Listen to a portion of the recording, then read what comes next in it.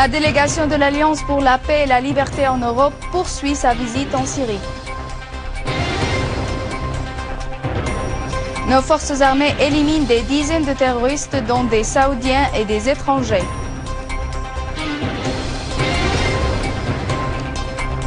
L'armée yéménite et les comités populaires prennent le contrôle d'Al-Shahmaniya. Le ministère de l'Éducation suit le processus d'examen et les opérations de correction des études primaires.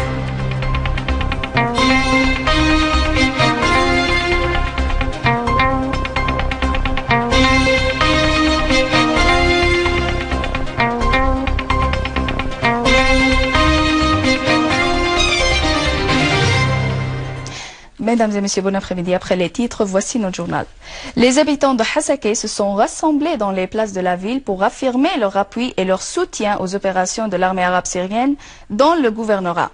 Le ministre de l'Information Amran Zorbi a affirmé que la campagne de désinformation acharnée contre la Syrie en général et le gouvernorat de Hasakeh en particulier n'a pas empêché ses habitants d'affirmer leur attachement à la patrie et leur détermination à faire face au terrorisme soutenu par les régimes d'Al-Saoud, du Qatar et d'Erdogan. Al-Zorbi a indiqué que l'armée arabe syrienne est déterminée à exterminer les terroristes dans tout le pays.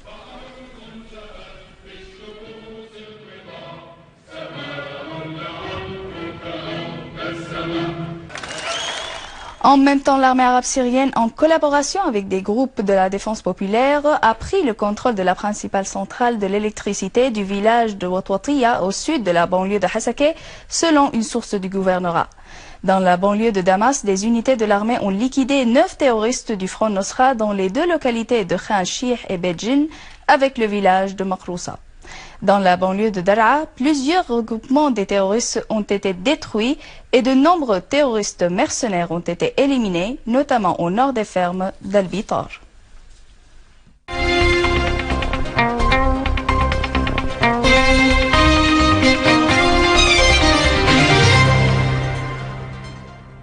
Dans le cadre de la poursuite du soutien israélien fourni aux organisations terroristes via les soins présentés dans les hôpitaux israéliens, le chiffre des terroristes blessés ne cesse de s'accroître.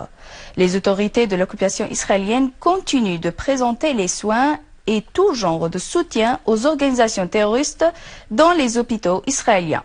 Selon le site israélien Walla, les forces de l'occupation ont transporté la nuit dernière un terroriste grièvement blessé et qui se trouvait en Syrie à l'hôpital Zeif à Safad pour le soigner. A signalé que l'entité de l'occupation israélienne spécialise plusieurs hôpitaux pour soigner les terroristes blessés en Syrie. Le président de l'Alliance pour la paix et la liberté en Europe, Roberto Fiori, a affirmé que l'extrémisme et le terrorisme représentés par l'organisation terroriste Daesh sont les armes utilisées dans l'agression flagrante menée contre la Syrie. Au cours de sa rencontre avec nombre de responsables syriens, Fiori, en visite en Syrie, a affirmé que la Syrie fait l'objet d'une conspiration tramée par plusieurs pays, dont en premier lieu les États-Unis, l'Arabie saoudite, le Qatar et la Turquie. Fiori, qui occupe actuellement le poste du secrétaire général du Parti national italien, a indiqué qu'une conférence de presse va se tenir le 16 du mois en cours pour expliquer ce qui se passe en Syrie et organiser une campagne médiatique contre le soutien saoudien au terrorisme et le gouvernement européen politisé. Le président de l'Assemblée du peuple, Mohamed Jihad Laham, a reçu Roberto Fior, président de la délégation de l'Alliance pour la paix et la liberté en Europe. Le président de l'Assemblée a affirmé que la Syrie subit un terrorisme international ayant pour objectif de porter atteinte à la position résistante de la Syrie et à la fermeté du peuple syrien. Pour sa part, Fior a affirmé que la Syrie affronte un terrorisme soutenu par les régimes d'Al-Saoud, du Qatar, de la Turquie et les événements survenus en Syrie sont une lutte entre la civilisation et le chaos et nous avons pour mission de convaincre le peuple européen de se tenir aux côtés de la civilisation et de lutter contre le terrorisme avant qu'il se propage en Europe.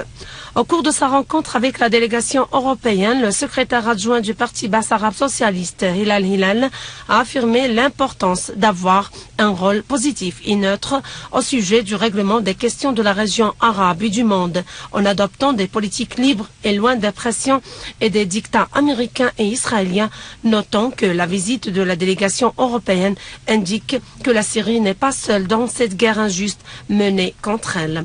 Les membres de la délégation ont signalé que la Syrie défend sa souveraineté nationale alors que beaucoup de pays l'ont perdue car ils sont soumis à la politique brutale des États-Unis d'Amérique. De son côté, au cours de sa rencontre avec la délégation européenne, le ministre de l'Information, M. Amran Az-Zarbi, a affirmé qu'Israël et l'Arabie saoudite sont les bénéficiaires de la destruction de l'identité du patrimoine de la civilisation de l'État syrien, tout en indiquant que ce qui est vraiment regrettable, c'est de ne pas adopter une position claire par les gouvernements européens sur cette question.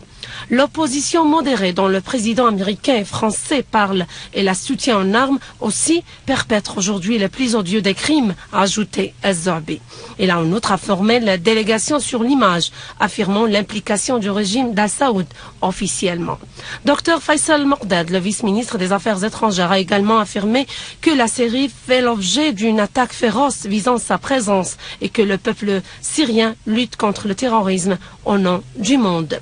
Mordad a déclaré que les positions de certains politiciens européens adoptées contre l'État syrien signifient de permettre aux terroristes de prendre le contrôle de la Syrie et de se propager ensuite dans le reste des pays de la région et du monde. Le chef de la délégation européenne, Roberto Fior, a indiqué que la position de certains gouvernements européens de ce qui se passe en Syrie est un jeu politico-médiatique visant de tromper l'opinion publique européenne de la réalité de la situation en Syrie. L'armée yéménite et les comités populaires ont pris le contrôle total de la région El-Shamaniya et coupé l'autoroute liant la ville de Jizan aux frontières entre l'Arabie saoudite et le Yémen. Des sources militaires yéménites ont affirmé que l'armée et les comités populaires ont tué et blessé 24 soldats saoudiens, dont 8 des hauts officiers, et capturé un grand nombre d'autres, détruisant 2 chars et 2 véhicules blindés à Jabal al-Dukhan et Al-Tuwaliq. D'autre part, 3 personnes ont été tuées et 12 autres blessées dans les combats entre l'armée yéménite et les personnes armées à Ma'rib, à l'est du Yémen.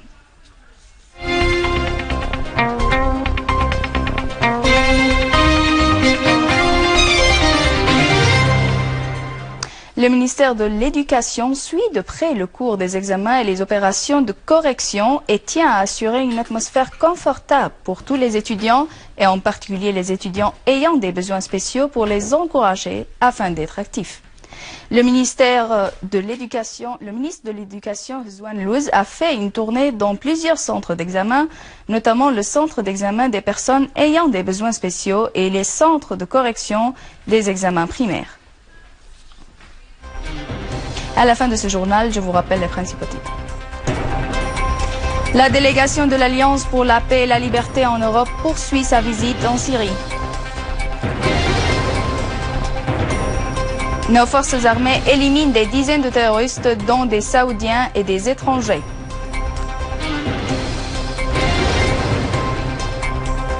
L'armée yéménite et les comités populaires prennent le contrôle d'Al-Shamaniya.